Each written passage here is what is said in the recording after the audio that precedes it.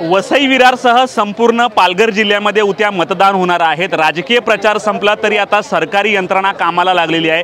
हा जर मंडप तुम्ही पाहिला तर जशा एका राजकीय सभेसाठी मंडप असतो अशी जोरदार तयारी इथे केलेली आहे आणि तब्बल 2,500 कर्मचारी, पोलीस कर्मचारी असतील किंवा शासकीय निमशासकीय कर्मचारी कामाला लावलेले। आपण एक ओढ देतो परंतु या एका ओढच्या मागे किती यंत्रणा कामाला लागते त्याचं हे ज्वलंत उदाहरण आहे।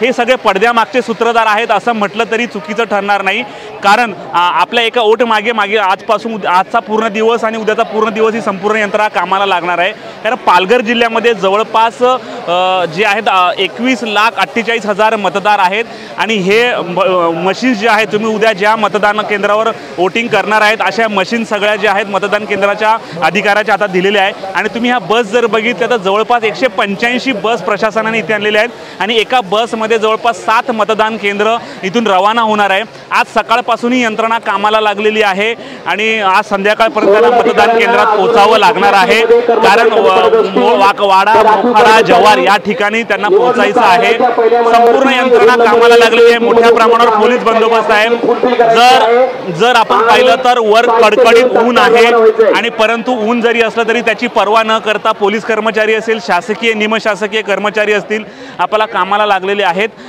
आणि ही यंत्रणा नेमकी कशी आहे याबद्दल आपण जाणून घेणार आहोत वसईच्या तहसीलदारांकडून।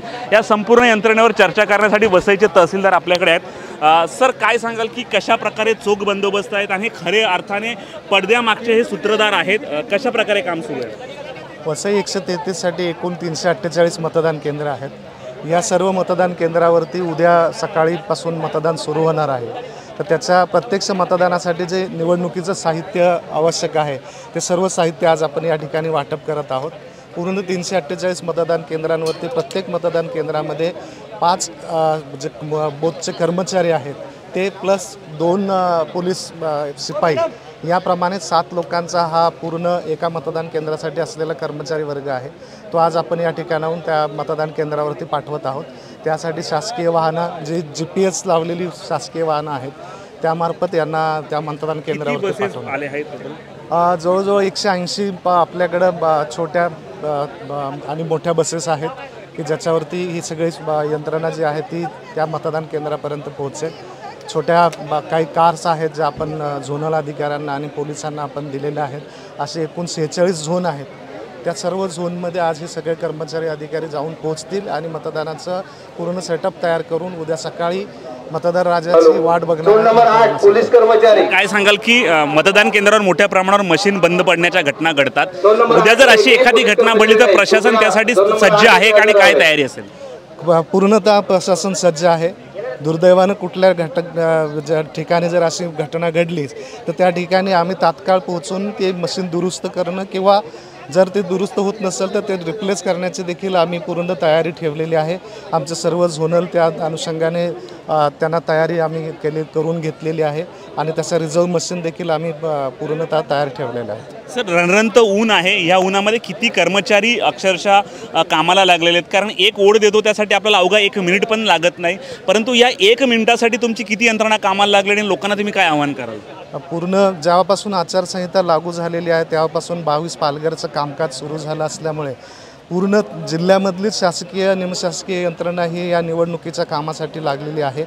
त्या ऊन जरी जास्त असलं तरी देखील उन्हापासून संरक्षण मिळावं म्हणून मान्य निवडणूक निर्णय अधिकारी तथा जिल्हाधिकारी यांच्या निर्देशानुसार प्रत्येक मतदान केंद्राच्या बाहेर असा पॅन्डल आपण बांधलेला आहे ज्याच्यामध्ये लोकांना सावलीमध्ये उभं राहता येईल, रांगा जास्त लागणार नाहीत, त्यांच्यासाठी खुर्च्यांची देखील व्यवस्था केलेली आहे। त्याचबरोबर पाण्याची देखील व्यवस्था आम्ही सर्व मतदार आणि कर्मचाऱ्यांसाठी केलेली आहे। थंड पाणी उपलब्ध होईल।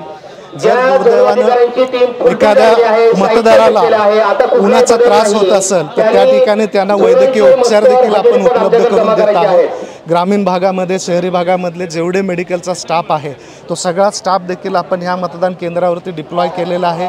सर्व डॉक्टर्स, फिरती पथकं देखील तशी ठेवलेली आहेत जेणेकरून लोकांना आणि कर्मचाऱ्यांना कुठलाही त्रास होऊ नये।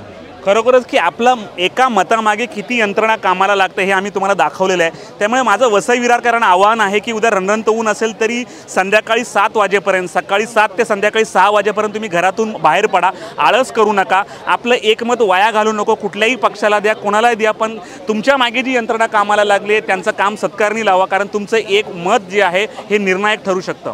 HP लाईव्हसाठी हनीफ पटेल सोबत प्रवीण नलावडे, वसई.